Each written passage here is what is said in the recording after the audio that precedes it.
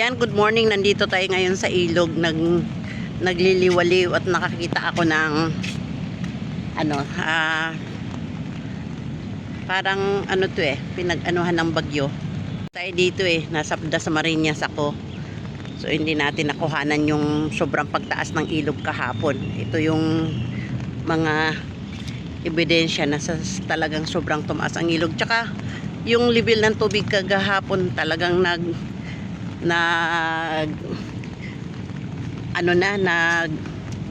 alarm na ng pangalawa kasi sa sobrang taas na umabot ata ng magi 18, pero sa awa naman ng Diyos hindi bumaha na pumasok sa kabahayan.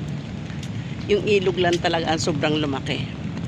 Mas malaki pa nga nung nakaraan mas malaki yung tubig kahapon, umabot na talaga hanggang dito. Kasi siyempre, nung nakaraan kasi palaki pa lang yung tubig nung umano yung bagyo na yon. Yung kahapon na ulan, malaki na yung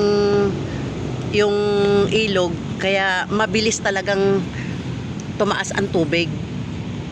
Yan, maaga pa lang. Anong oras pa lang? Wala pa atang alas 8.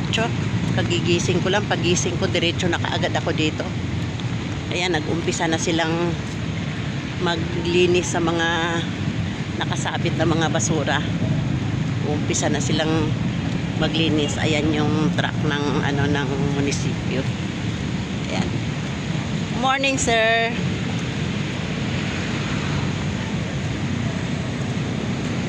Ayan, naglilinis na sila. Tumaas hanggang doon yung tubig talaga. Mabilis tumaas kahapon ang tubig. Kinakabahan-bahan na ako kasi wala ako dito. Tsaka grabe yung naranasan kong biyahe kahapon. Nakamotor lang ako, naka-joyride lang ako. Papunta, basang-basa ako. Pag uwi ko, lalong basang-basa dahil sobrang lakas ng ulan. Yan, exercise si Manong. So ngayon ang level ng tubig, ayan, 15 kala 14 mahigit na lang. Lumiit na siya. So naglilinis na sila dito. Wala nga ako dito kahapon, sayang hindi ko na i-share sa inyo yung pagtaas ng tubig ng Marikina kahapon kasi nasa Dasmariñas ako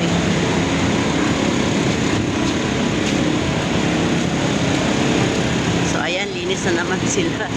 Pero yung ulan, yung panahon hindi pa rin nagbabago. Talagang may nagbabanta pa rin pero sinusunod na nila ng linis yung mga putik. Ayan. Yan yung level ng Marikina natin ngayon. Nasa 14 kalahati. Kahapon umabot yan hanggang dyan sa 18 kahapon. Mabilis tumaas ang ilog kahapon dahil mataas na yung ilog tapos biglang umulan ng maghapon. Talagang hindi lang basta ulan, talagang masasabi mo talagang bagyo ba to? Parang ganun. So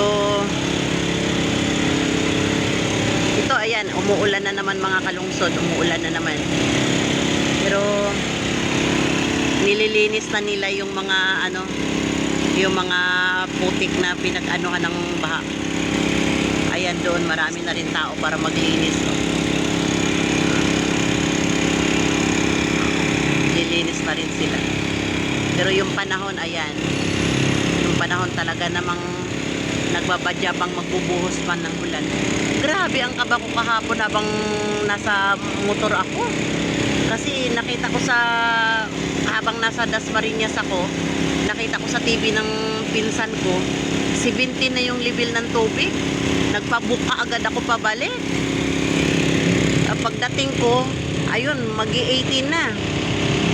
Nag-18 mahigit yan kagabi, kahapon. Pero sa awa naman ng Panginoon, hindi kami binaha. Ito lang ilog Marikina ang talagang tumaas. Mabilis ang pagtaas kasi nga mataas na yung ilog dahil nga nung nakaraan, di ba? Umano lang ata ng ilang days lang. Bumayo na naman ang ulan kahapon. So ayan lang mga kalungsod ang may share ko. So, hindi pa rin pwedeng kumampante dito sa panahon dahil ayan sobrang sobrang dilim pa yung panahon natin. So, ibig sabihin talagang babagsak pa ang ulan. Ayan, marami nang nagdadala doon sa kabila marami ng mga nagdadala ng isda. So yan naman ang kasayahan ng mga taga Marikina. Pagkatapos ng baha, yung grasya naman ang nila, ang inaabangan nila. Pero ngayon nga hindi nagaanong kabado rito kahit na mag-17 pa yung level ng tubig kahit mag-18 dahil hindi na binabaha ang mga bahay-bahay. Hindi kagaya nung nagdaang mga yung namumuno sa Marikina, 16 pa lang talaga naman likas na yung mga tao dahil papasok na sa bahay-bahay. 16 pa lang yung level ng tubig. Ngayon 17, 18 kahit mag-19 pa yan hanggang kalsada lang hindi na pumapasok. Kaya ang laki talaga ng tulong ng pagsisikap ng aming butihing mayura at mahal naming congressman dito sa Marikina. Talaga naman. Ayan, maraming dito talaga kamay bahat, wala tambayan talaga to ng mga tao na walang ginagawa sa umaga, nagpapapresko. Ayan. So, doon tayo banda mga kalungsod kasi meron nang naglilinis banda doon sa dinaanan ko. Ayan, balik na tayo dito. Diba, naglalaro sila. Oh, sarap lang na maging bata. Ayan.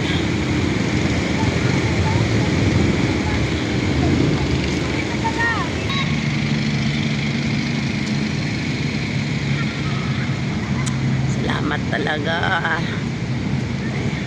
Sobrang taas na ng ilog pero hindi kami binaha. Thank you. Mayura Maan Chodoro and Kong Marcy Chodoro. So dito lang mga kalungsod and bye-bye and thank you for watching.